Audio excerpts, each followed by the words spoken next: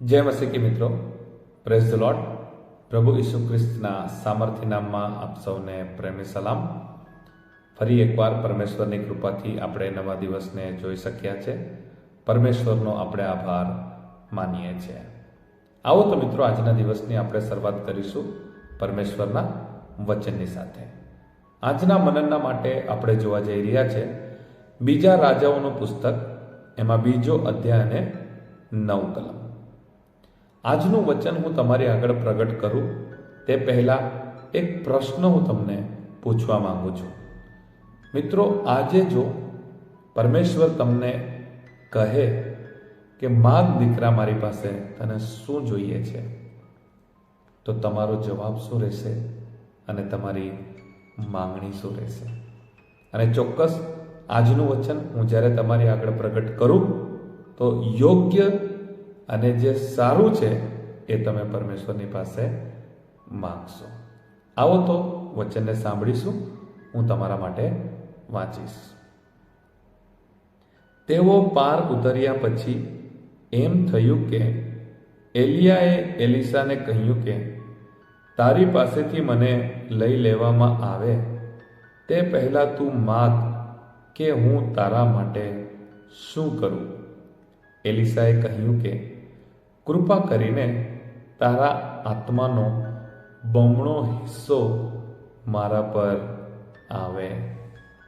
Hallelujah.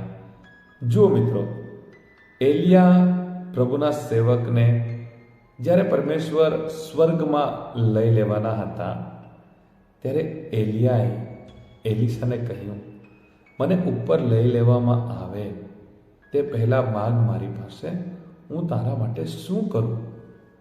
અને આ જ પ્રશ્નો જો આજે પાસ્ટર સાહેબ જો મંડળીમાં કોઈ વિશ્વાસીને પૂછે તો શું જવાબ રહેશે? આજે પરમેશ્વર તમને અને મને પૂછે તો આપણો જવાબ શું રહેશે? વિચાર કરો મિત્રો, જ્યારે આપણે પ્રાર્થનાઓ કરીએ છીએ તો આપણે વધારે પરમેશ્વરની પાસે શું માંગીએ છીએ? આપણે જ્યારે મંડળીમાં પાળક સાહેબોની પાસે જઈએ છીએ તો ખાસ કરીને વધારે કઈ બાબતોની વિનંતીઓ આપણે લઈને જઈએ છીએ? સંસારિક વિનંતીઓ, સંસારિક જરૂરિયાતો.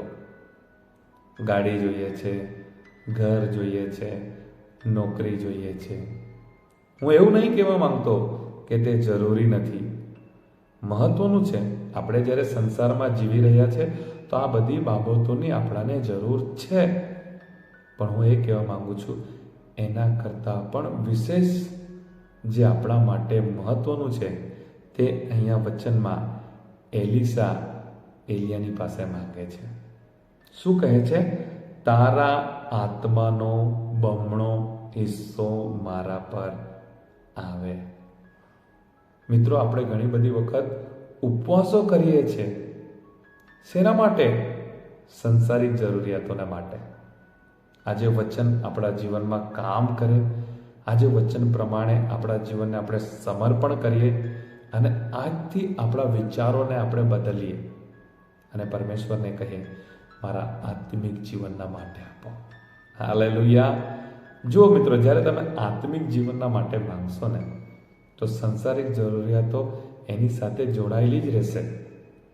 બાઇબલમાં શું કહ્યું છે? તમે દેવના રાજ્યને શોધો, દેવના ન્યાયપણાને શોધો, એટલે બાકીની બધા જ વાનાઓ જરૂરિયાતો તમને આપવામાં આવશે.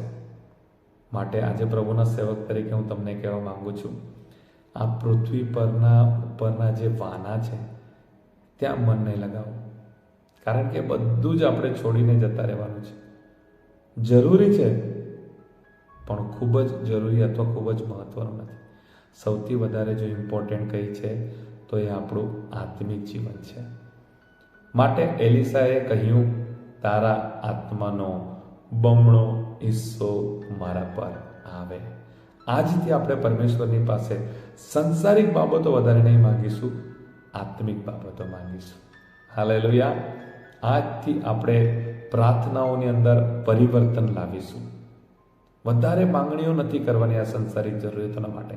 આત્મિક બાબતો આજથી આપણે પરમેશ્વરની પાસે માંગવાની છે.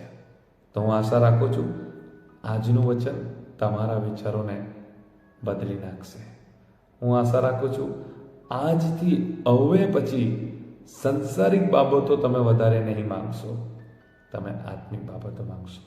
અને જ્યારે તમે આત્મિક બાબતો પરમેશ્વર પાસે માંગશો ને, તો સંસારિક એની સાથે ફ્રીમાં તમને આપવામાં આવશે.